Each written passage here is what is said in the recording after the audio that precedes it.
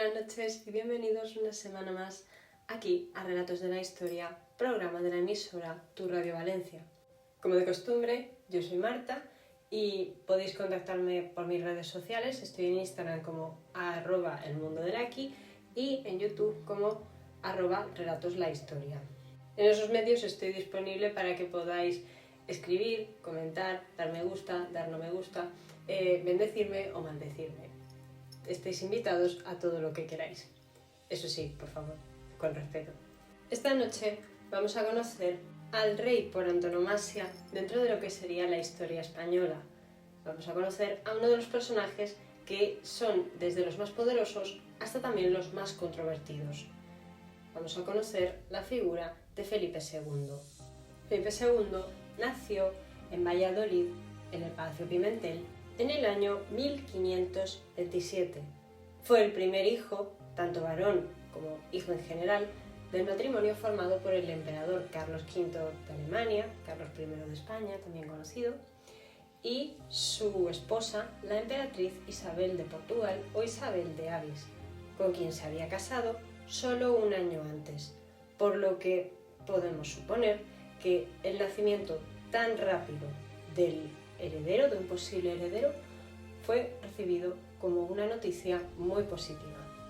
Cabe señalar, dentro de lo que fue el nacimiento de Felipe II, que el palacio donde nació, el Palacio Pimentel, a día de hoy es el edificio donde está la Diputación Provincial de Valladolid. De modo que, aunque de otra manera, sigue siendo un edificio parte del patrimonio, pues, de la ciudad y uno de los edificios más emblemáticos. Y también muy bonito, si lo buscáis en Google creo que os podrá gustar. Pero ahora, otro elemento a destacar dentro de lo que fue la infancia o los primeros años de Felipe II es su origen familiar, ya que sus padres eran primos hermanos, ambos dos eran hijos de dos hijas de los reyes católicos. Aquí voy a pedir un poco de paciencia porque por una parte es complicado de explicar este árbol genealógico, pero por otra parte pues yo tengo bastante miedo porque este personaje es de los más difíciles que me habéis puesto por delante.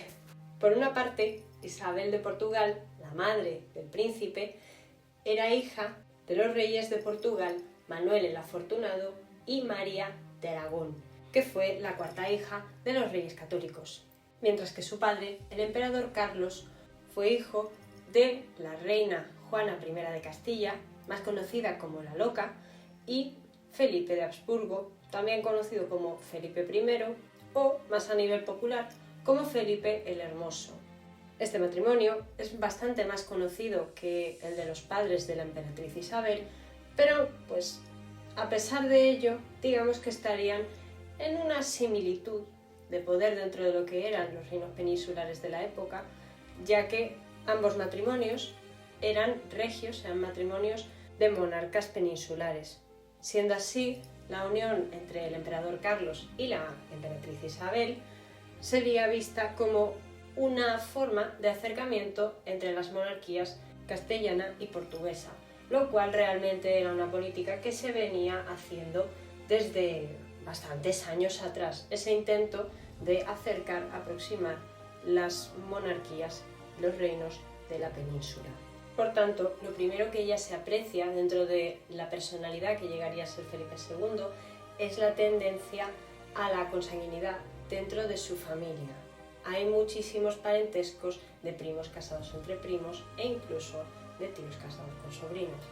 Eso se repite bastante a menudo y se seguirá repitiendo con el paso del tiempo.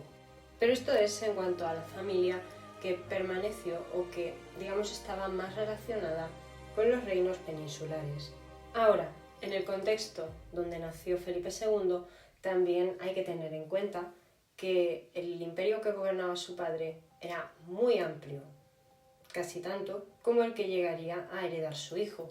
pero en el caso de su padre hay una clara importancia de lo que sería el territorio de Centro Europa en los, digamos, juegos de poder de la época. Hemos dicho que Felipe II nace en 1527, pues unos años antes, en 1519, su padre, Carlos, había sido elegido efectivamente por los príncipes electores como emperador del Sacro Imperio Romano Germánico, por lo que Carlos, que había nacido en Bruselas, que realmente cuando llega a lo que serían los territorios españoles no hablaba el idioma, se dice que sí llegó a hablarlo, sí. Más tarde, cuando le ceda el gobierno de los reinos de Castilla y de Aragón a su hijo Felipe, él se retirará al monasterio de Yuste, en territorio castellano, pero hay que decir que realmente el emperador Carlos veía sus posesiones dentro de lo que sería territorio español, territorio hispano, lo que llegaría a ser España unos siglos más tarde, tal y como la conocemos a día de hoy, que esto es un poco complicado, la verdad, lo de la denominación del territorio, estaban más pensados para visitar a su familia, ya que su esposa era portuguesa, ya que sus hijos se criaron en Castilla. Era un territorio al que retornaba, al que regresaba una y otra vez, venía para visitar, venía para ejercer sus labores, pero a la hora de la verdad, en el caso de su padre, en el caso del padre de Felipe II, del emperador Carlos, siempre hubo mucho interés por lo que eran las posesiones de Centro Europa. Pero el emperador Carlos no estaba solo dentro de su gobierno, pues también le acompañaba, vamos a decir, era un personaje importante dentro de la política europea de la época, el hermano del emperador Fernando. Este príncipe, a diferencia de Carlos, sí que había nacido en Castilla y sí que recibió una educación propia vamos a decir, a la española, por parte de su abuelo Fernando el Católico, quien lo crió, y se rumorea que en cierto momento quiso dejarle la corona, quiso dejarle, digamos, su herencia. Estos son historias que se cuentan y que en teoría habrían motivado esa decisión de Carlos de enviar a su hermano a Europa, alejándolo de lo que habría sido pues la influencia de los nobles castellanos, del territorio aragonés, digamos, apartado de ese territorio, de ese mundo en el que él habría nacido y que le percibía a él, a Fernando, como un príncipe, digamos, tal vez más similar a ellos, tal vez más familiar, tal vez más de confianza, no tanto como el caso de Carlos, que era un príncipe totalmente extranjero, con una educación aparte, que quizás podría percibir lo que era en Castilla, lo que era la Corona de Aragón, lo que eran los territorios peninsulares, más como una periferia de su gran imperio, una periferia de sus territorios.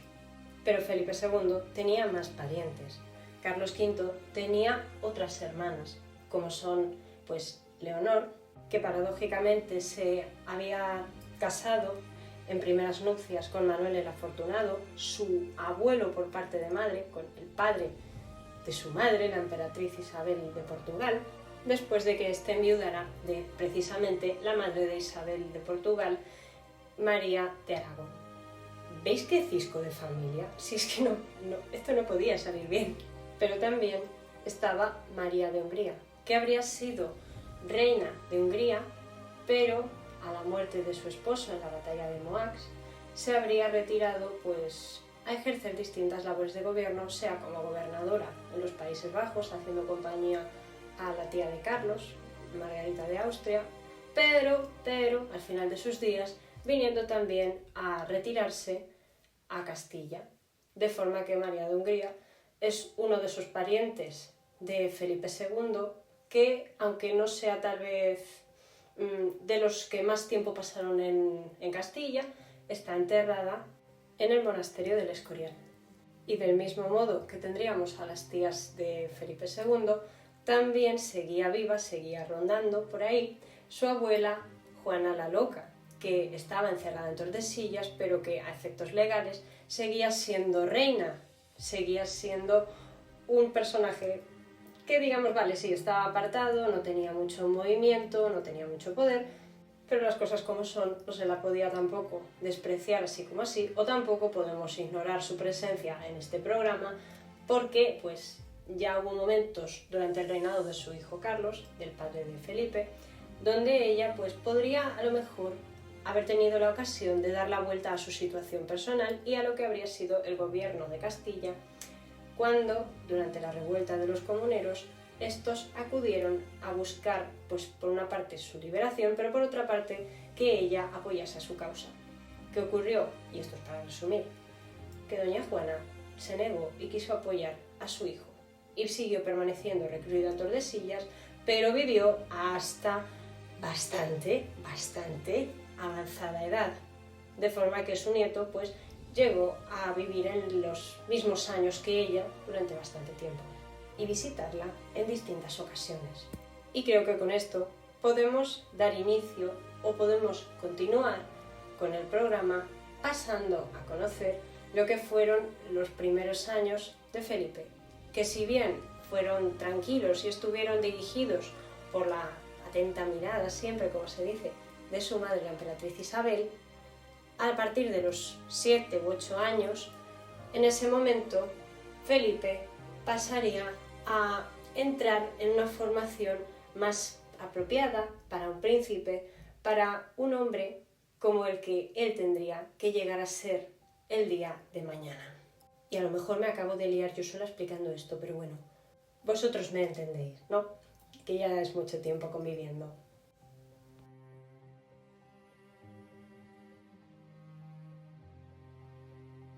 En el año 1535, a la edad de 8 años, la vida de Felipe cambia para siempre. Primero, porque va a ser separado de la educación junto a sus hermanas María y Juana, de edades bastante próximas a la suya, e iba a empezar a ser educado por Juan de Zúñiga, Avellaneda y Velasco, un hombre que había sido mayordomo de su padre y que se había convertido también en un acompañante, en una persona bastante cercana a la emperatriz Isabel, su esposa, durante las ausencias del emperador, de su marido. Y es que a lo largo del matrimonio entre Carlos V e Isabel de Portugal, los padres de Felipe, su padre va a estar ausente en varias ocasiones y durante periodos bastante largos. El primero ocurre entre 1529 y 1533, es decir, desde que Felipe tenía 2 años hasta más o menos los 6 años. Eso es mucho tiempo porque se pierde buena parte de la infancia de su hijo, pero luego volverá a marcharse entre 1537 y 1539, de forma que realmente la emperatriz Isabel sería la gobernante de facto, la regente de Castilla durante buena parte de la educación de sus hijos. Y Juan de Zúñiga fue un personaje bastante presente en la corte y con bastante peso tanto durante este periodo como durante lo que sería más tarde el gobierno, la época de Felipe II. Pero, todo hay que decirlo, el inicio de la educación o de más bien ese cargo de ayo del príncipe por parte de Juan de Zúñiga no fue la única novedad que hubo cuando Felipe tenía 8 años, en aquel año de 1535, ya que a nivel europeo su padre, Carlos V, hará el primer intento de convertir a Felipe en duque de Milán. La situación era que Francisco II Sforza, el duque de aquel momento, falleció ese mismo año sin dejar un heredero claro, por lo que los choques entre los candidatos a quedarse con el territorio, de un lado la monarquía francesa con Francisco I de Valois a la cabeza y de otro lado pues la monarquía hispánica con Carlos V a la cabeza como emperador además, pero queriendo depositar en su hijo Felipe, su heredero, el título de duque. Este primer intento fracasó, cayó en saco roto, pero no pasaron muchos años, 5 para ser exactos, cuando otra vez Carlos, en 1540, intenta que Felipe sea nombrado duque de forma un poco secreta, o no secreta, sino por lo bajini, vamos a decir, para que no genere tanta tensión como había generado ya anteriormente aquella situación. A esto le seguirían otros años de incertidumbre y de conflicto con los franceses, donde no quedaría claro quién era o dejaba de ser el duque, hasta que finalmente es en 1546 cuando Felipe es investido como duque de Milán a la edad de 19 años, es decir, bastantes años después de aquel primer intento que habría hecho Carlos en 1535, pero su nombramiento se haría realmente público de facto en 1550, es decir, con 23 años. Todo un conflicto desatado por si este niño podría o no ocupar un cargo que podía ser importante, no solo por lo que implicaba ser duque de Milán, sino porque además este conflicto ponía a Felipe, como niño que todavía era, o como joven que estaba comenzando a educarse para lo que llegaría a ser, lo pone sobre el tablero, sobre la mesa, y digamos que es una forma de presentarlo de cara al resto de Europa, que sepan que ese niño algún día sería el sucesor de su padre. Pero vamos a volver a situarnos porque aquí hay muchas fechas, hay bastante complicación para entenderlo y quiero que todo quede bastante mejor. Estábamos en 1535 con el inicio de esta disputa por el ducado de Milán, que al final llegará a tener, pero todavía quedarán unos años para que eso llegue a cumplirse. Y el siguiente suceso, digamos, más destacable en la vida de Felipe no será otro que su primera gran tragedia. Su madre, la emperatriz Isabel, fallece al intentar dar a luz a otro hermano que fallecería, no sobreviviría, en 1539. De manera que a partir de entonces, tanto Felipe como sus hermanas quedarían totalmente en manos de los tutores. Zúñiga, en este caso, volvemos a sacar al ayo del príncipe, llegaría a ser una figura bastante importante, llegando a presidir, no mucho tiempo más tarde, el Consejo del Príncipe, entre otras cosas. Durante un tiempo, el emperador Carlos se retiró y estuvo en España, pero pronto tuvo que volver a marcharse a Europa, por lo que en el año 1543, cuando Felipe tenía solamente 16 años de edad, para que nos entendamos, en esta época estaría en cuarto de la ESO, si viviese ahora, Carlos V le designa como gobernador de Castilla, como gobernador de los territorios de la península. De forma que esto marca, ahora sí que sí, un antes y un después en su educación. Ya no iba a ser solamente ese niño para el que a lo mejor podían buscar un título o esa criatura que estaba destinada a heredar, a ser el sucesor de su padre. En este momento, lo que hacen es ponerle directamente a participar en asuntos de Estado con el apoyo de Zúñiga y otros consejeros bastante experimentados. Y para colmo, en ese mismo año se había, fijado, acordado una doble boda dentro de la familia. Y es que tanto su hermana Juana se terminaría casando con el príncipe heredero de Portugal, Juan, como él mismo, Felipe, se casaría con la hermana de este, María Manuela de Portugal. Un doble enlace entre las coronas portuguesa y castellana que, otra vez más, pretendía acercarlas, pretendía mantenerlas un poquito más cerca, quién sabe, tal vez pensando en una posible unión definitiva. Pero aquello todavía estaba lejos de llegar a cumplirse. Quedaban unos cuantos años para eso y tenían que ocurrir bastantes desgracias en la familia. Por el momento, las leyendas cuentan que Felipe, no pudiendo aguantar la curiosidad de contemplar a su prometida sin que hubiese gente mirando o demasiada gente pendiente de lo que hacía o dejaba de hacer él, llegó a acercarse hasta la frontera con Portugal disfrazado de lugareño solamente para poder contemplar a la comitiva que, conducía a la princesa hasta Salamanca, donde allí finalmente se reunieron los prometidos de forma oficial. Y desde allí hicieron una serie de viajes por el territorio, incluso pasando por Tordesillas, para conocer, saludar a la que era abuela de ambos, a Juana I de Castilla, Juana la Loca. Tengamos en cuenta que María Manuela era hija, fijaos qué complicación, del hermano de la madre de Felipe, o sea, era sobrina de la madre de Felipe y era hija al mismo tiempo de Catalina, que era otra hija, la hija pequeña de Juana la Loca. Para aclararnos con esto, porque es una locura, la madre de María Manuela era hermana del padre de Felipe, era hermana del emperador Carlos, pero además su padre era hermano de la emperatriz Isabel de Portugal, la madre de Felipe II, por lo que estos dos eran primos hermanos y a su vez hijos de primos hermanos, lo cual era una locura. Y tal vez, quién sabe, de una manera u otra esto se reflejó en el resultado del matrimonio, porque en el año 1545 María Manuela dio a luz al que sería su primer y último hijo, porque la pobre princesita moriría en aquel mismo parto. El niño que nació sería bautizado como Carlos, conocido como Carlos de Austria, don Carlos, que pues digamos de alguna manera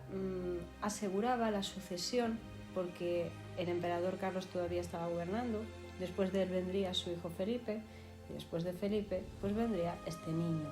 de forma que a pesar de la muerte de la princesa María Manuela podría considerarse que el matrimonio había resultado ser exitoso, en cierta manera. Tanto que un año más tarde, en 1546, a la edad de 19 años, Felipe ya era viudo con 19 años, le llegara una carta de emancipación de su padre, por lo que ahora ya se podría decir, digamos con palabras firmes, Felipe ya era oficialmente un adulto completo o una persona, digamos, con plena capacidad de movimiento, plena libertad de movimiento. Aunque realmente a mí esto es una cosa que me cuesta un poco entender personalmente, porque Felipe ya había sido nombrado regente o cogobernante, no sé si podríamos decir, de su padre cuando tenía 16 años. Esto, si alguno lo sabéis, por favor, explicádmelo, os lo pido, por favor. Pero regresando a la explicación, la cosa es que en esta época es cuando Felipe va a hacer oficialmente su,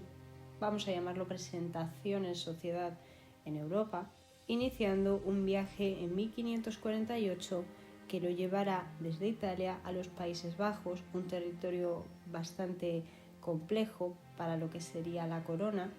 unas 17 provincias que digamos que estarían un poquito tensas por tensiones pues que iban desde el tema gubernamental hasta el tema religioso, pero sobre todo por el tema religioso es el tema de los Países Bajos dio mucho de qué hablar.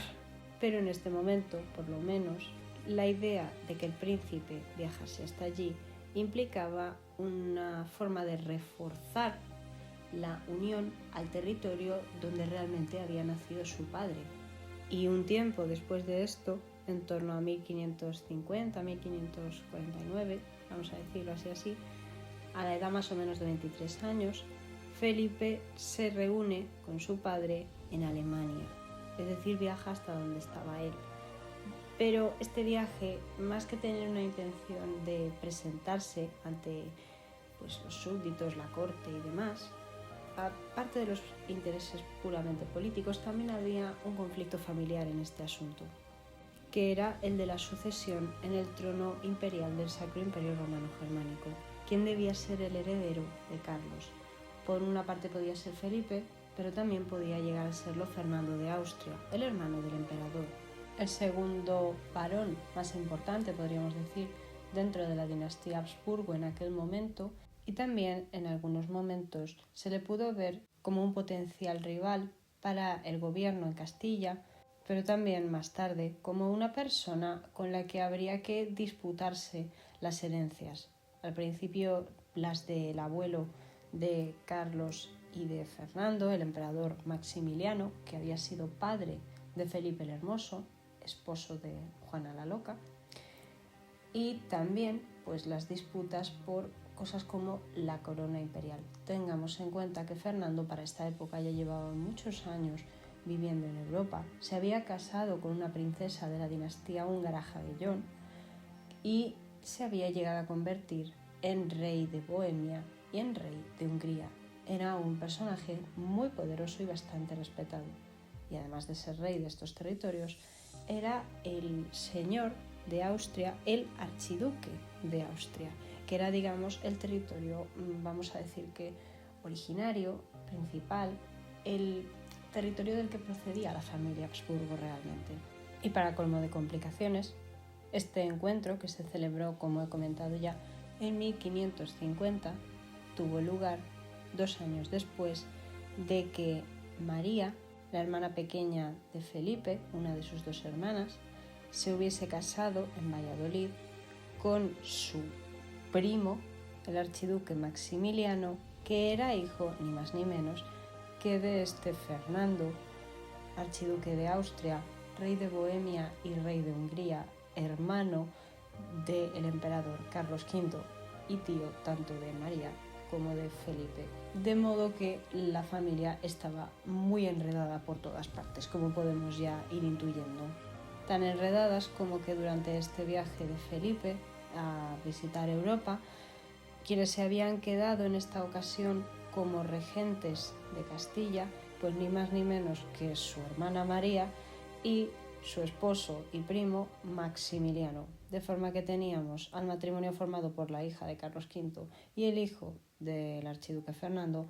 gobernando la corona que algún día debería heredar Felipe. Yo os prometo que estoy intentando contar esto de forma más o menos amena y de forma entretenida para que sea dinámico, pero es que, madre de mi vida, qué culebrón, pero esto es una locura, o sea, esto no se le ocurre ni al escritor de Juego de Tronos, madre de mi vida, y encima la otra hermana de Felipe en Portugal, casada con el príncipe heredero al trono, que también era primo de ellos. Felipe había estado casado con la hermana de este mismo chico, un lío increíble, que como ya decía se iba a liar todavía más, porque cuando Felipe finalmente regresa a España y su hermana María y Maximiliano se marchan a Europa, ahora sí digamos de forma más o menos definitiva, Felipe se va a dedicar al gobierno y cuentan que ya pues va a ir dando señales de lo que iba a ser su forma de vida, bastante metódica, bastante ordenada, bastante clara, pero también pues oye, con algún que otro escarceo amoroso por lo que se cuenta, aunque no tardó en llegarle el momento de volver a casarse. Esta vez pensando más en el acercamiento con otro reino de Europa que llevaba tiempo bastante apartado del resto del redil, vamos a comentar, el redil católico, y cuya sucesión pues estaba, vamos a ser sinceros, un poquitito en duda. María Tudor, la hija de Catalina de Aragón, también una hija de los reyes católicos, la pequeña, había llegado al trono de Inglaterra a la muerte de su padre, el rey Enrique VIII, ese famoso rey que tuvo 6 esposas, de entre las que destaca Ana Bolena, pero también Catalina de Aragón, y también a la muerte del que fue su hermano, bueno, su medio hermano, el príncipe de Gales, que no vivió muchísimo tiempo, era un niño. Y como reina, pues María Tudor, estaba empezando a tener una política que buscaba acercarse otra vez más a la Iglesia. Recordemos, por hacer un poco de contexto, otro poquito más, que Enrique VIII, para divorciarse precisamente de la madre de María, de Catalina de Aragón, había llegado a romper con la Iglesia católica, con lo que su hija estaba ahora intentando solucionar aquel asunto y pues una buena forma de ayudar a que eso se calmase era casarse cuanto antes. María ya tenía 38 años, era considerada una mujer bastante mayor, ya con que le sería difícil tener hijos, que le sería difícil dar un heredero, pero pues tenía que intentarlo. Y en el año 1554 ella se casa con su sobrino, vamos a llamarlo, porque sí, era su sobrino, el príncipe Felipe, que en ese momento tenía 27 años. Felipe, en principio, fue reconocido junto a su esposa como rey de Inglaterra y de Irlanda, pero también hay que señalar que su contrato matrimonial estableció que, Felipe tendría que respetar ciertos límites como era la independencia de Inglaterra y de sus leyes. Su hijo, don Carlos, no podría gobernar en Inglaterra. En principio, si había un heredero, sería el hijo que tuviese él con María, de forma que la reina de facto seguía siendo María. Pero esto ya hacía un acercamiento entre Inglaterra y pues lo que era Castilla, lo que era Aragón, lo que era lo que llegaría a ser España, vamos a decir, para que todos nos entendamos y sea más fácil. Además, para que Felipe pudiese, digamos, casarse tranquilo con María Tudor, que ella ya era reina y él todavía solamente era príncipe, el emperador Carlos decidió cederle el reino de Nápoles, para que así, pues, digamos que se casara siendo el rey de algo. Carlos decidió renunciar al gobierno de este territorio para el bien de su hijo y del futuro de la familia. De modo que llega un momento en el que Felipe tiene que partir hacia los territorios de su esposa, pues para reunirse con ella y, digamos, intentar tener un heredero, que es lo que se esperaba de este matrimonio. ¿Quién se quedó en ese caso al cargo de Castilla? ¿Quién se quedó al mando en la península? En este caso fue su hermana pequeña Juana, su otra hermana, que si bien se había marchado años atrás para ser la princesa heredera de Portugal, casada con el heredero, había tenido que regresar a Castilla después de haber dado a luz a su hijo Sebastián, futuro Sebastián I de Portugal,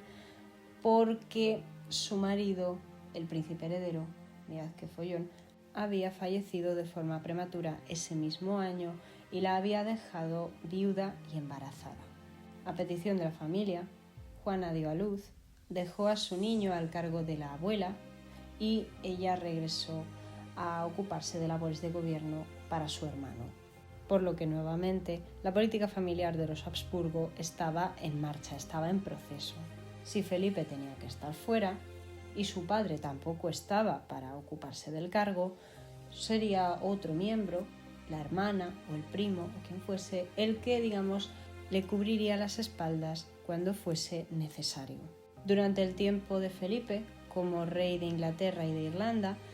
pues suceden varias cosas. En principio, su padre, en 1555, un año después del matrimonio con María, el emperador Carlos vuelve a abdicar, esta vez en favor de Felipe como soberano de los Países Bajos. Un movimiento que podríamos considerar importante para, digamos, mantener o ir pasando poco a poco a Felipe las responsabilidades de gobierno, pero también una manera de que todos se acostumbrasen a su presencia aún en vida de su padre. El emperador Carlos ya estaba bastante cansado y se quería retirar, todo hay que decirlo. Tiene pinta que no llevaba bien la conflictividad de esta región, que, bueno, a pesar de en teoría la autoridad de Felipe y de su padre, pues estas provincias se terminaron convirtiendo en un campo de batalla, en un conflicto político-religioso bastante grande durante muchos años. La siguiente cosa que ocurrió durante el matrimonio con María fue que, de facto, Felipe subió al poder, subió al trono en Castilla, en Aragón, también en Sicilia y, pues por consiguiente, en las Indias, que eran territorios pertenecientes o que estaban, digamos, bajo el dominio, la jurisdicción, vamos a decir, de Castilla. Y esto lo estoy diciendo bastante tensa porque aquí hay un montón de conceptos, un montón de tecnicismos y unos debates que miedo que dan. Pero el caso es que una vez él se hace cargo de los reinos, definitivamente, el emperador Carlos se retira a residir en la casa-palacio que se había ordenado construir en el monasterio de Yuste, en Castilla, a despedirse un poco del mundo y alejarse de todo. Además de todo esto, sobre esta época se descubre que el emperador había reconocido a un bastardo, a un niño, hijo de una noble alemana, Bárbara Blomberg, que pues en un principio era conocido como Jerónimo, pero que terminó convirtiéndose de mayor ya en Don Juan de Austria, un personaje bastante épico en la historia española y que en algunos casos hay quien piensa que podía hacer sombra al mismísimo Felipe, pero que en cualquier caso era un hermano. A Felipe acababa de salirle un hermano reconocido debajo de una piedra, básicamente. Y además un hermano que todavía era un niño relativamente, porque había nacido unos 10 años atrás, en 1545, y ahora mismo estamos en el año 1547, 1546-1547, es un poco condensado. Pero después de haber hecho este pequeño repaso por las cosas que podríamos calificar de positivas que ocurrieron durante el matrimonio de Felipe y María, en ese periodo en el que fue rey de Inglaterra, también hay que hablar de una serie de desgracias, la primera de las cuales fue la muerte de su abuela, Juana I de Castilla, otra vez Juana la Loca, en 1555. Y después de ello, la muerte de su padre, el emperador Carlos, en 1558, muerto de paludismo. Pero ese mismo año, ese maldito año de 1558, otra tragedia sacudió al joven rey, y es que su esposa María falleció también a la edad de 42 años sin haber podido darle un hijo que heredase el trono de Inglaterra, por lo que la corona inglesa pasaría automáticamente a Isabel Tudor, Isabel I, que era hija de Enrique VIII y de su amante y esposa no reconocida por la Iglesia Católica, Ana Bolena. Podemos suponer que esta niña, obviamente, era bastante más cercana al protestantismo que al catolicismo, y cuando Felipe intentó casarse con ella, ésta se negó rotundamente, iniciando una tensión que entre españoles y ingleses duraría bastante tiempo y que culminaría en una desgracia bastante gorda para nosotros a finales de la vida de Felipe. Pero no adelantemos acontecimientos. Y ya para rematar, también en esta época hubo una bancarrota en Castilla, por lo que encima una crisis, una suspensión de pagos como respuesta a una economía que peleaba por sostener unos gastos excesivos, principalmente dedicados a las guerras, pero también a toda la infraestructura de un imperio del tamaño del que acababa de heredar Felipe. Y Felipe tuvo por delante una ardua tarea. Para empezar, la de tener que reformar o, hacerse con el gobierno, ahora ya sí que sí, de los territorios españoles. Felipe, durante su reinado, será quien comience por centralizar, ha pasado a la historia por ser un rey más autoritario, un rey tal vez que existe la fama de que él intentó quedarse con el poder absoluto, pero la realidad es que nada más lejos. Felipe no pudo hacer eso, tenía todo un sistema de contrapesos que, le impedían llegar a ser un tipo de dictador absolutista y muy despótico. No es ese perfil al que nos referimos, ni mucho menos. Se le ha achacado un poco a Felipe esto, teniendo en cuenta su fama de ser un rey muy católico, muy tradicional, podríamos decir, una persona que tiene esa imagen de siempre ir por ahí vestido de negro. Unos cuentan que por luto, realmente debido a que los tintes de color negro que utilizaba él eran muy caros y difíciles de obtener al venir del palo de Campeche, lo cual le daba una intensidad y una oscuridad muy concretas a este color que lo hacían parecer muy elegante y distinguirse del resto de tintes negros que se usaban en Europa. Pero en cierta manera este también fue un rey bastante metódico, que leía toda su correspondencia, atendía personalmente a las cartas que recibía, atendía en persona a muchos de los funcionarios. Un rey que en algunas zonas, y debo decir aquí que algunos círculos de economistas le han descrito alguna vez como el rey funcionario, porque siempre estaba muy metido en lo que era la administración,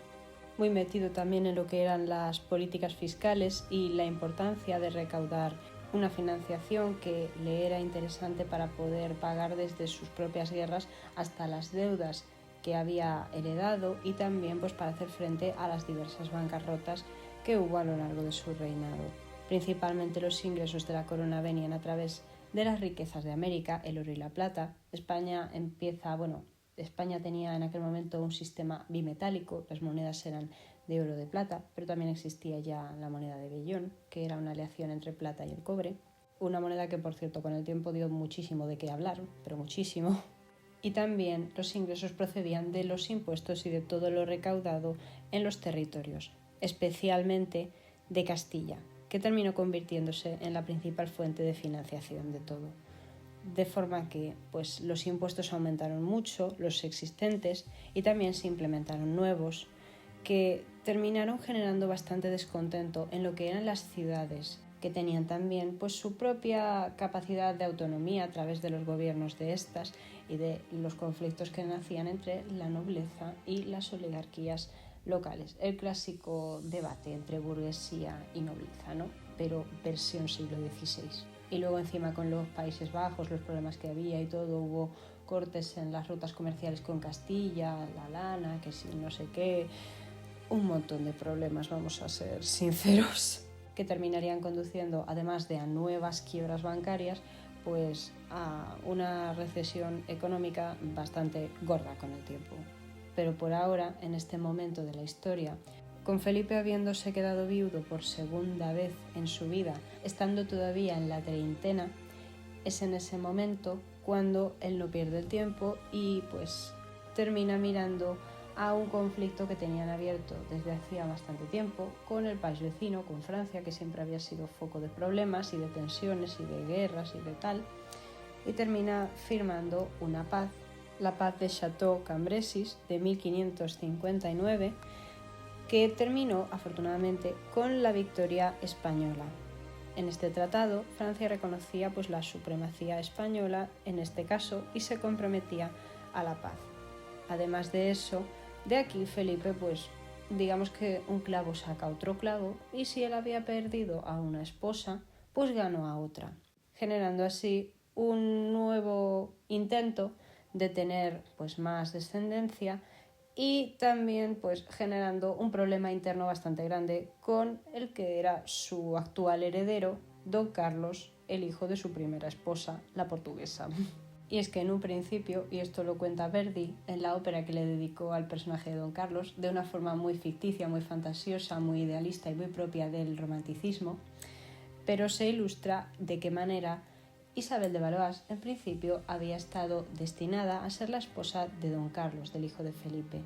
pero pues debido en parte a conflictos familiares, debido a la incapacidad supuesta del príncipe, que ya demostraba mucha melancolía, mucha ira, mucha dificultad para controlarse. Era una persona con muy mala fama, hay mucha leyenda negra en torno a él. Pues por unas y por otras, Felipe terminó decidiendo casarse él mismo con la princesa francesa y tener una serie de hijos con ella, de entre los cuales sobrevivirían solamente 2 niñas, Isabel Clara Eugenia y Catalina Micaela. En su momento cuentan que intentó interceder en favor de los derechos de su hija Isabel Clara Eugenia a la corona de Francia, pero por un conflicto sucesorio, pero esto quedó en saco roto años más tarde y no llegó muy lejos el intento. Pero bueno, teniendo toda esta situación que a Felipe lo tenía que tener bastante crispado, porque tenía problemas con su hijo, tenía problemas en el imperio, tenía problemas por todas partes, tenía problemas económicos, tenía una montaña de trabajo que debía de tenerle hasta la madrugada básicamente, que si reforma monetaria, que si desarrollo de infraestructuras, que si creación de cuerpos como los tercios de Flandes a lo largo de su reinado, que si ahora mandamos al duque de Alba a los Países Bajos para que ponga orden y nos estalla un conflicto que durará 80 años, que si ahora vamos a crear el archivo de Simancas, que si ahora divulgamos una pragmática que limite los derechos de los moriscos, pues pasa lo que pasa, y por esta pragmática en concreto terminó naciendo una rebelión en las Alpujarras. Una rebelión que, por cierto, fue frenada por el medio hermano bastardo de Felipe, Juan de Austria. Este pequeño conflicto de las Alpujarras, pues retrató bastante bien la tensión entre la monarquía, entre la corona y pues las poblaciones moriscas que quedaban en la península después del derrocamiento del reino de Granada en 1492, en tiempos de sus bisabuelos. El caso es que, de alguna manera, para bien o para mal, se ha querido interpretar, en parte,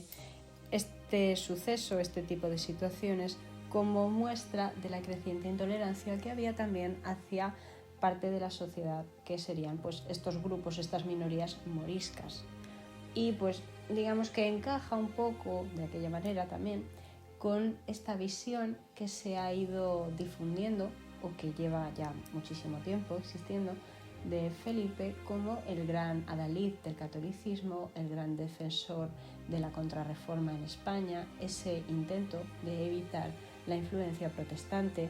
Es un contexto donde nacen escritores muy místicos como Santa Teresa de Jesús, como Fray Luis de León. Hay personajes y personajes y personajes. También la construcción del monasterio del Escorial a cargo de Juan de Herrera y sus alumnos, su grupo y tal, también es toda una declaración de intenciones.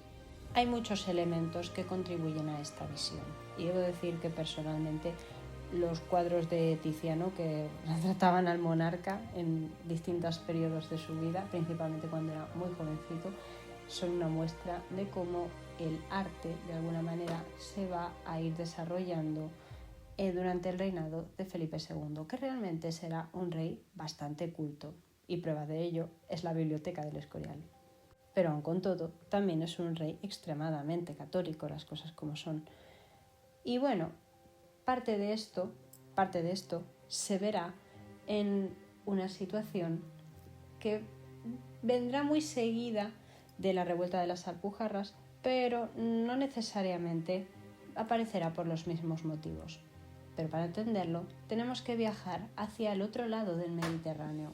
Tenemos que ir a una isla pequeñita del Mediterráneo muy cercana a la costa turca llamada Chipre. A día de hoy un país independiente, pero en aquella época bajo el dominio de la República de Venecia, el Stato d'Amar o la República de Venecia. Un territorio marítimo muy vinculado al comercio del mar, que había sido bastante importante desde la Edad Media y que, aunque ahora estaba perdiendo un poco de fuelle, seguía siendo una potencia, un estado a tener en cuenta, una república interesante. Pero también una república que solía acercarse demasiado a los grandes rivales de los cristianos, de los europeos en aquella época, y concretamente a los grandes rivales de Felipe II, que no eran ni más ni menos que los sultanes otomanos. El Imperio Otomano, ya lo hemos hablado muchas veces, fue un imperio muy grande que se extendió en la zona de Oriente, más bien desde Turquía hasta la frontera con Persia, con lo que ahora es más o menos Irán, pero también tuvo territorios como Siria, como Egipto, como es que era una zona muy grande realmente, no nos hacemos a la idea. Pero el centro de poder, lo que es más famoso o más representativo a nivel popular, es la posesión de Anatolia, la posesión de lo que a día de hoy es Turquía, a grandes rasgos. Y su centro de poder principal, dentro de los centros de poder, era la antigua ciudad de Constantinopla, actual Estambul. Esta dinastía otomana, los osmanlíes, de los que ya hemos hablado en otras ocasiones, se habían asentado allí desde el siglo XV, desde 1553, cuando conquistaron Constantinopla precisamente, haciendo caer lo que quedaba del antiguo Imperio Bizantino. Desde entonces no habían parado de crecer y de aumentar su poder, tanto en territorios europeos, como es el caso de los Balcanes, que quedaron bajo influencia otomana durante muchísimo tiempo, casi hasta el siglo XX, y tenían territorios todavía en Europa, perdonadme que de esto tal vez no me acuerde tan bien, como también posesiones en el Mediterráneo. Y en este caso, en torno al año 1568-1569, se les metió entre ceja y ceja básicamente que iban a ir a por Chipre, a por una de las tierras del país europeo del momento, la República Marítima, que más cercana y más complaciente había sido con ellos, pero también la más traicionera. Venecia siempre iba a estar de parte del oro, de parte del mejor postor. Al fin y al cabo, de forma bastante simplificada, podríamos decir que Venecia estaba gobernada por una oligarquía de nobles que habían llegado, sus familias habían llegado hasta donde estaban, entre otros medios, a través del comercio. ¿Qué ocurrió? que cuando los otomanos atacan Chipre, Venecia corre a solicitar ayuda al Papa del momento, Pío V, un hombre que ya llevaba bastante tiempo queriendo promocionar una nueva cruzada. ¿Por qué? Pues porque había que unir a la cristiandad. Y en aquel momento la verdad es que la cristiandad, por unas y por otras, estaba bastante dividida, no solo por el tema de los protestantes, que también, o por el tema de los anglicanos, sino también porque, los franceses en distintos momentos se habían mostrado bastante cercanos a los otomanos y habían llegado a pactar en varias ocasiones con ellos con el fin de atacar, nunca mejor dicho, o de fastidiar las pretensiones de la monarquía hispánica, es decir, del gobierno de Felipe y del gobierno de su padre también. Por lo que el Papa podemos decir que intentaba o pretendía que todos se uniesen por una causa común. Y el monarca más fuerte y que más de fiar podía ser en contra del turco no era otro que Felipe. Felipe tenía sus propios problemas y tenía al ejército bastante dividido, realmente desperdigado en distintos lugares. Tenía gente tanto en el norte, en la zona de los Países Bajos, como en el Mediterráneo, como en distintas zonas de la península, como en las Indias. Tenía gente por todas partes en aquel momento y todo eso había que financiarlo. Y hablamos de muchos problemas, porque además, un par de años antes, había vuelto a haber otra quiebra bancaria, con lo que otra vez teníamos problemas. Y cuando decimos que había problemas en Castilla, había problemas en Aragón, si había problemas en los territorios españoles, había problemas con los banqueros genoveses, que eran los principales de la época. Pero el rey, finalmente, después de unas negociaciones que se extendieron más de 11 meses, termina aceptando participar en una suerte de Liga Santa, una Liga Santa, que pretendía defender a Chipre de los turcos y además prometía que más tarde las fuerzas del Papa y las fuerzas venecianas ayudarían a las pretensiones españolas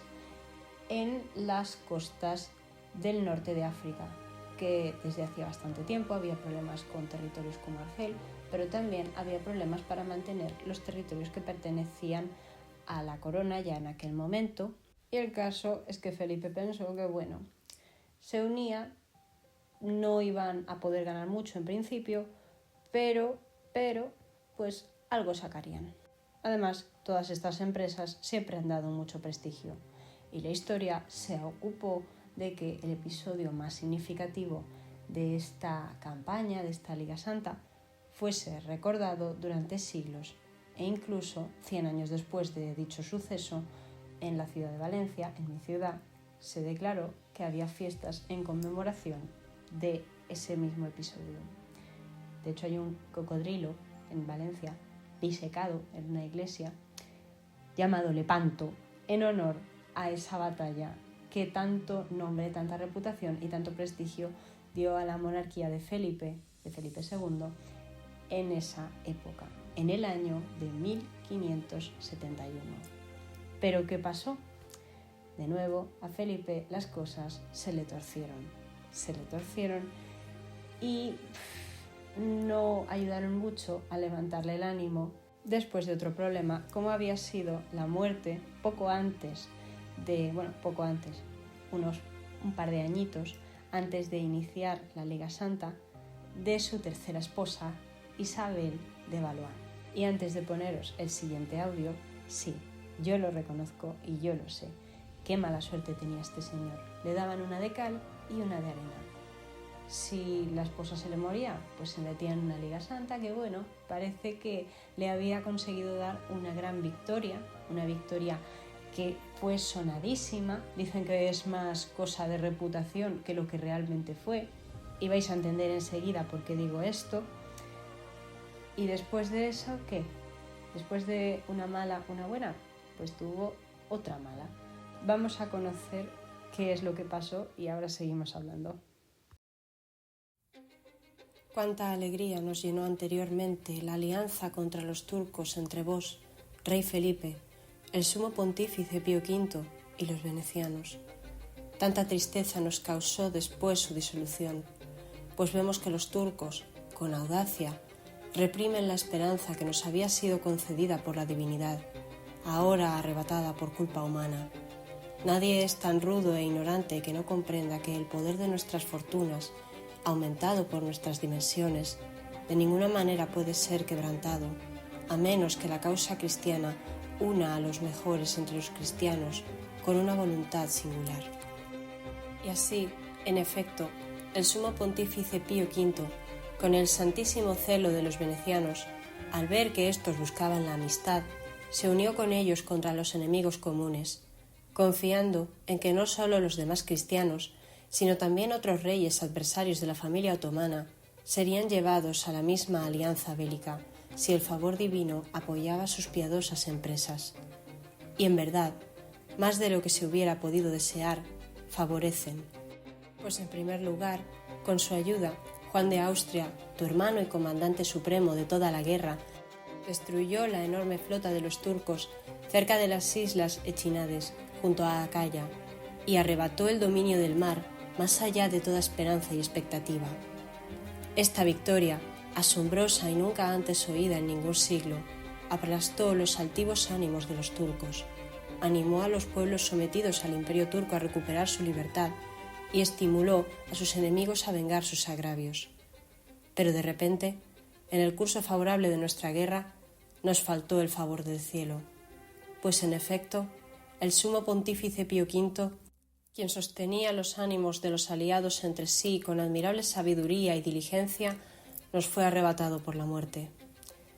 Entonces, los líderes herejes de los galos, envidiosos de la virtud cristiana y partidarios del poder de los turcos, tomaron las armas, dispuestos a brindar ayuda a los belgas que se rebelaban contra ti, con el fin de apartarte de la guerra contra los turcos,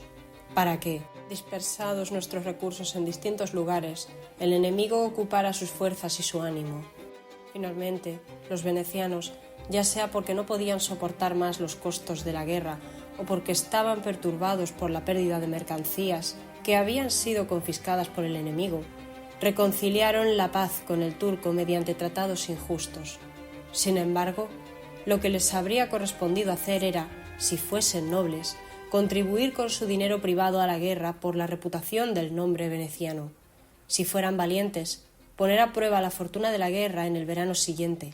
especialmente porque ya habían reunido en abundancia todos los recursos necesarios para la guerra, o, si fueran religiosos, consultar antes al sumo pontífice, ya que sin su conocimiento era ilícito establecer paz o treguas con el enemigo común, y no hay razón para que excusen su acción utilizando a enviados reales, ni para que acusen de sospecha la fidelidad de otros o de fingida inacción, pues en efecto, los hechos mismos muestran de quién debía sospecharse más en cuanto a su lealtad, y la demora, cuando es resultado de la prudencia, no debe ser reprochada por haber generado sospechas. Y conociendo vuestro noble espíritu y el buen ánimo de vuestro hermano Juan, ¿qué razón había para dudar de algo?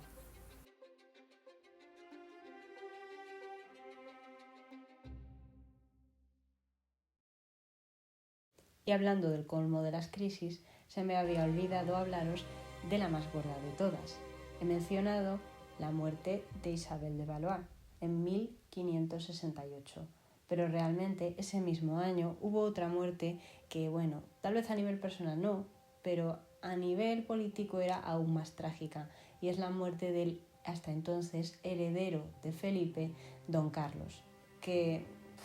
después de haber tenido problemas con el duque de Alba, haber intentado matarlo básicamente, pues, y bueno, y un montón de historias más, se rumorea que intentara acabar con su padre, Felipe ordenó encerrarlo de por vida. Y este muchacho terminó muriendo de inanición. Sí, bueno, y en mitad de no estar muy bien de la cabeza, vamos a decir. Leyendas que se cuentan. Había terminado como su antepasada Juana de Lorca. Cosas que pasan. Pero ahora le dejaba a Felipe con un marrón bastante grande. Y sí, digo marrón, porque ahora no tenía heredero tampoco. Y tampoco una esposa viva para buscar otro. Y para colmo, pues volviendo al tema de Lepanto y del final de la Liga Santa que se refleja en este fragmento que acabáis de escuchar de un texto original del siglo XVI, a ver si lo digo bien, de Belo Turci Historia. Lo que ocurrió es que a la muerte de Pío V, el Papa, otra muerte,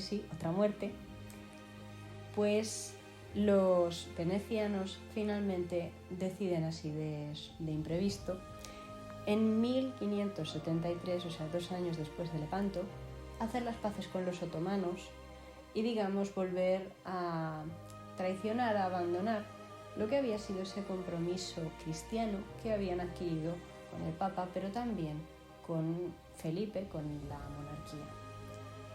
Un problema más. Algo que fue un pequeño jarro de agua fría, aunque realmente, digamos que ya se veían venir que los venecianos podían salir por ahí de alguna manera. Lo importante en este caso era que, pues por lo menos, Lepanto les había dado una fama impresionante, un prestigio enorme, a pesar de que los otomanos habían reconstruido su flota. Y bueno, probablemente gracias a ello tengamos a Miguel de Cervantes, el Manco de Lepanto, como máximo exponente de la literatura española de la época y también a nivel mundial. ¿Pero esto se había acabado? No, esto no se había acabado porque, afortunadamente, aún todavía cuando no había terminado la Liga Santa, se acaba de formar, Felipe se casó otra vez en cuartas nupcias. Es que esto es un lío de fechas, de personajes, madre de Dios, con una pariente suya, Ana de Austria, que, para que me entendáis, era su sobrina, porque era hija de su hermana María y de Maximiliano. ¿Recordáis esos dos que habían estado de regentes mientras que Felipe se iba a visitar a su padre y a su tío Fernando, suplicando que le dejasen a él ser el sucesor en el Sacro Imperio Romano Germánico? Por cierto, spoiler, que ya hace tiempo dejamos la década de los 50 de este siglo atrás, pero bueno, Fernando fue quien efectivamente se terminó quedando con el título imperial para sí. Por eso Felipe nunca llegó a ser, digamos, emperador del Sacro Imperio Romano como su padre, y por eso, pues entre otras cosas, el escudo del padre tenía una águila bicéfala, pero el de Felipe, si os fijáis, no la tiene. Pero bueno, lo que importa ahora mismo es que Felipe se casó por cuarta vez, y en esta ocasión, de los hijos que tuvo, pues sí que hubo uno varón, afortunadamente, que sobrevivió y llegó a la edad adulta. Un varón que, bueno, ya podemos saberlo sin ningún tipo de problema, le sucedería como Felipe III de Habsburgo. De modo que, bueno, a pesar de todo este sufrimiento, finalmente, por lo menos tuvo un heredero. Eso sí, la esposa tampoco le sobrevivió esta vez. Ella también volvió a morir. Y encima, pues para colmo de males, en esta época hubo otra quiebra bancaria. Una locura, una bancarrota otra vez, que ya pues volvió a agravar la situación fiscal. Y a esto, pues bueno, intentó haber una suerte de remedio general, un acuerdo con los banqueros genoveses, que eran pues los principales, vamos a llamarlos principales acreedores, o unos de los principales acreedores de la corona, de forma que se consolidó una suerte de deuda a largo plazo que obligaba a Castilla a comprometerse a pagar unos intereses altísimos. Una cosa que terminó agravando todavía más la situación financiera a largo plazo. Todo estaba comprometido y aquí los impuestos no paraban de crecer, y aquí había una situación económica bastante grave que se fue complicando y que terminaría dando dolores de cabeza tanto al rey como a las ciudades como a la gente de su gobierno. En esta época también se cuenta, hubo una inflación generalizada motivada pues por todo esto y también por todo el oro, toda la plata, bueno, todo el oro y la plata que llegaban desde América, conocida como la Revolución de los Precios, que a día de hoy, por cierto, está muy debatido si realmente fue tan fuerte o no lo fue tanto. Si todo esto es complicado, pues más complicado fue todavía cuando también en esta década de los años 70 del siglo XVI, pero ya hacia finales, en 1579, cuando Felipe ya es un hombre de 52 años, los rebeldes de los Países Bajos, sobre todo las provincias del norte, se rebelaron formando la Unión de Utrecht en ese año y pues alzándose otra vez contra la monarquía. Todo un follón completito, un tema que no se resolvería hasta 1648. Y pues no se resolvería tan bien. Pero como la vida del ya crecidito Felipe solía darle una de cal y una de arena, pues se le presentó la ocasión de llegar a ser rey de Portugal, de ampliar todavía más el territorio, llegando a estar presente tanto en América como en Asia, como en Europa, como en África. Un imperio donde jamás se pondría el sol. Todo hay que contarlo, que suena muy poético, y además más poético cuando se piensa que el hecho de que Felipe llegase a ser rey de Portugal en 1580, vamos saltando de sitio en sitio, de año en año, implicaba la unificación total de los reinos de la península bajo un mismo rey. Todo el territorio de la península ibérica. Todo, básicamente. Esta circunstancia se dio porque, si recordamos, si damos marcha atrás, cuando la hermana de Felipe, la hermana pequeña, Juana, había regresado a Castilla para ocuparse de la regencia, mientras que Felipe estaba en Inglaterra con su esposa María Tudor, su segunda esposa, Juana había dejado atrás a un niño llamado Sebastián, que llegó a ser rey de Portugal. Pero Sebastián falleció sin hijos en una batalla, en un tema militar, y fue sucedido por su tío Enrique I de Portugal. Un rey que, entre otros motivos, pues tiene el título de rey cardenal, dicho a nivel coloquial, que pues ya nos da una pista de por qué no tendría hijos reconocidos con capacidad para gobernar. A la muerte de este hombre, el heredero con más puntos era Felipe. Hubo otro posible heredero, pero seamos sinceros, Felipe estaba apoyado por la mayor parte de la nobleza y la mayor parte del clero, de modo que nadie le iba a torear, vamos a decir la verdad. El otro pretendiente, por lo visto, se escapó a las Azores y después fue capturado, un follón de cosas. El caso es que Felipe finalmente se quedó y fue coronado como rey de Portugal. Una anexión que para colmo presentó un esfuerzo económico adicional debido a la necesidad de financiar la defensa del imperio marítimo, un imperio extensísimo. Esto pues no vino muy bien para el conjunto de la corona, las cosas como son. Generó bastantes problemas añadidos. Problemas pues como la pobreza, que en principio habría subido mucho, se presupone que habría subido mucho, debido pues a la carga del imperio, a la carga fiscal, a la presión, a los impuestos, a todas estas cosas que eran maravillosas. Pero bueno, como se suele decir, si bien durante todo su reinado Felipe había administrado de forma bastante llamativa el tema de los consejeros en el gobierno, pues al anexionarse Portugal también pues fue necesario meterle más mano a la organización de las instituciones y demás. De forma que en 1586 creó la Junta Grande, compuesta por oficiales y secretarios, para que coordinasen asuntos del reino de distinto tipo. Juntas y comités que estaban pues dirigidos, manejados. También había consejos regionales, había asesorías, había secretarías, había todo. Y ahí había desde nobles hasta funcionarios. Había gente de todo tipo. Aunque la nobleza siempre tuvo, las grandes familias siempre tuvieron un peso bastante importante. Y me diríais, bueno Marta, este hombre ya está mayor, ya se acabará la historia, ¿no? Pues no, todavía no, porque a Felipe el destino le tenía reservada un último golpe, llamado Isabel. Y es que se suele decir que todo lo que viene va, y la vida, pues todo lo que echamos se nos es devuelto de una manera u otra. En este caso el tema de Portugal ha vuelto a salir, pero también el tema de Inglaterra.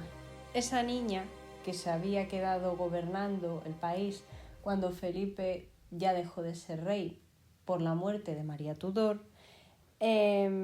había llegado a convertirse en una líder bastante llamativa. Isabel I había llevado una política también de expansión, digamos, pero que, entre otros motivos, pues llevaba incluido un poco el de molestar a los españoles. ¿Cómo? Pues a través de la actividad de corsarios en los barcos, a través de volver a llevar una política muy en favor de los protestantes y muy en contra de los católicos. Si os interesa este tema, debo decir que la española inglesa de Cervantes está muy interesante. También que si ahora apoyaban a los rebeldes flamencos, también que si ahora asesinaban a la reina escocesa María Estuardo, que era una ferviente católica y una persona que, pues, si no era aliada, por lo menos le caía bastante en gracia a Felipe II. Cosas que pasan, que terminan desembocando en una guerra en 1585, una guerra que se extendería hasta 1604 y que, pues, bueno, Felipe intentó acabar con ella enviando a una armada en 1588 y que, bueno, no se peleó contra los ingleses, pero sí se peleó contra el clima, siendo pues reducida básicamente a la nada. Los ingleses la llamaron de forma jocosa la Armada Invencible y pues bueno, se cuenta que el rey básicamente dijo que él había mandado a sus naves a luchar contra los hombres y no contra los elementos. El prestigio de la corona pues quedó un poquito menos alto desde la victoria de Lepanto, que se bajó un poquito, y bueno, no se ganó contra los ingleses en aquella ocasión, pero gracias a aquel suceso probablemente tengamos a Lope de Vega porque estuvo por ahí mezclado en la batalla, bueno, en la armada, y fue superviviente. De forma que ya veis, dos grandes conflictos navales, Lepanto y la Armada Invencible, dos resultados muy diferentes, pero en ambos dos hubo uno de los grandes representantes del siglo de oro español de la literatura. También un síntoma de cosas buenas que trajo el reinado de Felipe, ¿no? No todo va a ser leyenda negra. Este suceso ya definitivamente sí que dejó a Felipe muy tocado, hasta el punto de que, pues, bueno, todo esto implicó más carga económica para sus reinos españoles, teniendo que aprobar, entre otras cosas, aceptar una aprobación de millones, que consistía básicamente en 8 millones de ducados para financiar pues nueva armada que hacía falta y demás políticas militares, lo cual pues todavía dejó más ahogada a la gente, más cabreada. No todo es malo, pero bueno, digamos que hubo una parte de la población que se sintió que no podía más, hasta el punto de que la presión de las Cortes, que estaban ya muy alteradas con el tema del dinero, empujó a los diputados de las últimas Cortes a pedir, por favor, la reducción de la carga fiscal, el fin de la guerra en Flandes y, pues, en general que se llevase una política un poquito más de defender el territorio de lo que era el reino, ¿no? Básicamente. Pero para este momento, Felipe ya se había convertido en un anciano, era un hombre ya mayor, que había vivido muchas cosas, habían tenido cosas buenas, pero también su vida había arrastrado mucha muerte. Y ni siquiera hemos entrado a hablar del asesinato de Juan de Escobedo, porque podemos quedarnos aquí hasta mañana y no da tiempo para tanto. Eso os lo cuento otro día, si os parece, si os interesa la historia, a mí me encantaría hacerlo. Pero ahora mismo lo que es importante es señalar hasta qué punto todo lo vivido, todo lo sucedido, afectó a Felipe. Si veis los retratos de Felipe con el paso de los años, podéis ver el que he mencionado antes, que hizo Tiziano, donde se ve a Felipe de cuerpo entero siendo un joven lleno de vida y con mucha fuerza, digamos, de persona. Ahí podríamos decir fuego en él, por así decirlo. Una persona que está lista para comerse el mundo. Y cómo son los retratos, cómo van cambiando, cómo vemos después de eso el retrato que le hizo Sofonisba Anguissola, una retratista de su corte de origen italiano, que bueno, ya lo representa vestido de negro, muy pálido, con todos los rasgos de ser una persona que, aunque todavía no era todo lo viejo que llegó a ser, sí que ya se le notaba muy demacrado y se le notaba ya bastante afectado por la vida. Finalmente, el rey encontró la muerte en 1598, a los 71 años de edad, después de haber tenido un reinado de ni más ni menos que de 42 años de reinado. Vamos, que Felipe estuvo en el poder muchísimo tiempo realmente para lo que era la época, no. Pero fue un rey bastante longevo, vamos a dejarlo ahí. Y aunque ha pasado a la historia como el rey prudente, hay que decir que no era para menos, pues todo a lo que tuvo que enfrentarse era ya muchísimo. Y ya para terminar, creo que